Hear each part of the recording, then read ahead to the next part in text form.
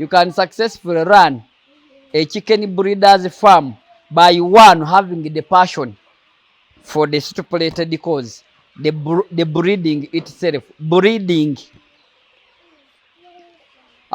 Two, you have to have the expertise.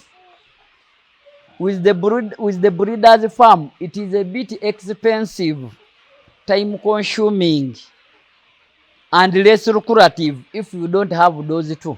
And you need to have a lot of capital to invest in, because for the case of a breeder's stock, it is expensive more than 10 times the commercial birds.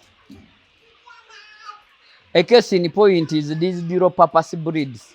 They range between 25,000 to 35,000 depending on the breed per day old chick. And the same implies to the layers and the broilers. A day old chick.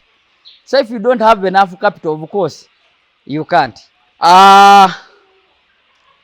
The reason as why some birds fail to lay eggs early, as in they lay late, are very many. And of those many are summarized in the 5 points that we began with.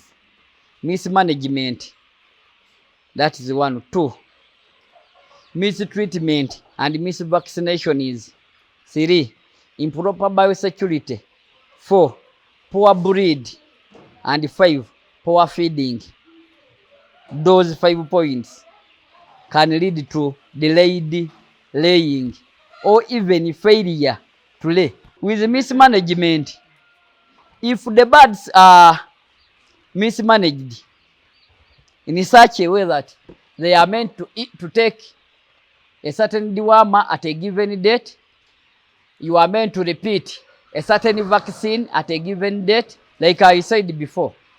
Newcastle IB or Newcastle infectious bronchitis is meant to be repeated after every 1 month, unless you're going for an injectable Newcastle, where you give it after every 6 months, although the manufacturer tells you 1 year. But if you're going for an injection, do it after every 6 months. That is for Newcastle. Then if you are going that way, you have to include plain IB after every 2 months. If not so, you have to do Newcastle IB, the combined vaccine for Newcastle and infectious bronchitis, whether in water or by eye drop on a monthly basis. If you fail to do so, you've mismanaged. And you are meant to repeat deworming on a monthly basis. If you fail to do so, you are mismanaging. That is mismanagement. Then, again, if you are meant to supplement them with vitamins after every 1 month, like I said, at least 10 days in a month, you are mismanaging if you don't supplement them. Then for the case of biosecurity, if you allow every individual to enter your farm anyhow, even without disinfecting them, even don't have a disinfecting place at the entrance, you don't have a foot bath, if your biosecurity is poor and the birds suffer from disease, as in you keep on treating as they grow, most especially for the case of coccidiosis. Coccidiosis, it affects the cecum and hence leading to failure of those birds to lay. That is biosecurity. Then for the case of feeding, if you poorly feed the birds, as in you were not prepared to feed them, you didn't keep their money to be fed up to full maturity.